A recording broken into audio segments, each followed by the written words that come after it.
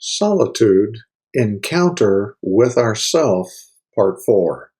Hello, everyone. I'm Dr. Gary. Thank you so much for giving us a few moments of your time to go on this learning journey as we consider the spiritual discipline of solitude. If you would be so kind, would you share this content on your social platform so that others will know about this opportunity to learn and grow in community as we dive into all things deep scripture? Well, Henry Nouwen, in his book, The Way of the Heart, writes this: solitude is not a private therapeutic place. Rather, it is a place of conversion. The place where our old self dies and the new self is born. The place where the emergence of the new man and the new woman occurs. In solitude, I get rid of my scaffolding. I have no friends to talk with, no telephone calls to make, no meetings to attend, no music to entertain, no books to distract, just me. Naked, vulnerable, weak, sinful, deprived, broken, nothing. It is this nothingness that I must face in my solitude, a nothingness so dreadful that everything in me wants to run to my friends, my work, my distractions. Solitude is the furnace of transformation, the place of the great struggle and the great encounter. The struggle against the compulsions of the false self and the encounter with the loving God who offers himself as the substance of the new self. Wow. I love Henry Nouwen's writings and his style and his content, the way he paints the word picture. This one is riveting. It's inescapable. It is the raw truth of what solitude should be about, the transformation. It's the furnace in which the fake self is burned away and the true self is born. Well, notice for that Nouwen, solitude is not a spa day for the soul, but rather it is a place of encounter. And so we're going to take a look at 3 encounters during solitude. They are an encounter of ourself, and that's what we're going to look at here in just a moment.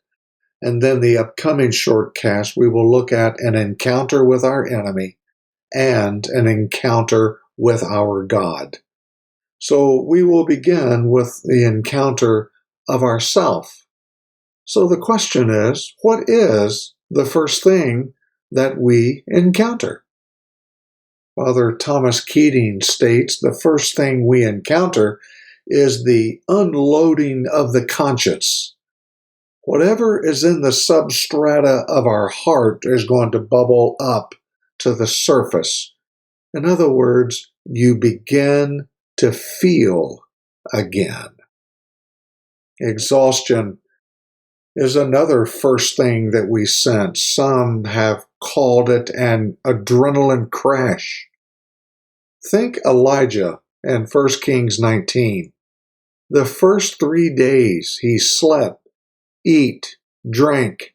This is a sign of exhaustion. There was nothing else he had to offer. Think of tiredness on a spectrum of, on the one side is good tired, the feeling at the end of a long week where you made the world a better place, you gave your life away, and you're ready to Sabbath and rest. Then there's unhealthy tired, where you're not sleeping enough, low on margins, high on stress. It's manageable, but you're on edge. Then there's dangerous tired, when you've lost touch with yourself, your soul, your God, and you're easy prey for temptation. encountering ourselves, we suddenly realize that we now have fear. Fear comes into the picture. Fear could be one of the first things that we feel when our minds are ping-ponging and will not stop. Our fears all of a sudden begin to surface in that moment. Sadness may be another first thing that we feel. There is an underlying of sadness to life. There's sorrow and joy that intermixes itself with life. And I don't know about you, but it seems like I have experienced my share of that duality and that tension of sadness on the one hand, profound sadness and loss, but yet profound joy on the other. Anger could be another first that we feel. All our hurts come to the surface and how we've been wronged and how we've been wounded. And when we get still and quiet long enough, all of that flushes to the forefront.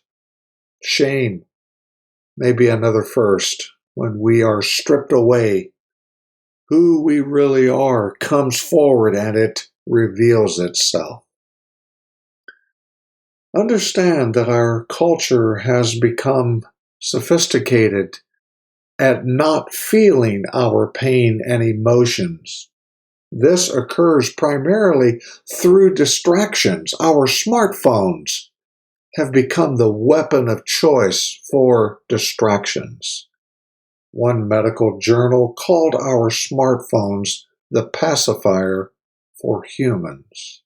Well, boy, this is some just deep, rich insights that we have looked at here in these few moments. You might need to back up and replay this again and take some additional notes and write down some reflections so that you can contemplate what it means to enter into the discipline of solitude. I'm grateful for your time.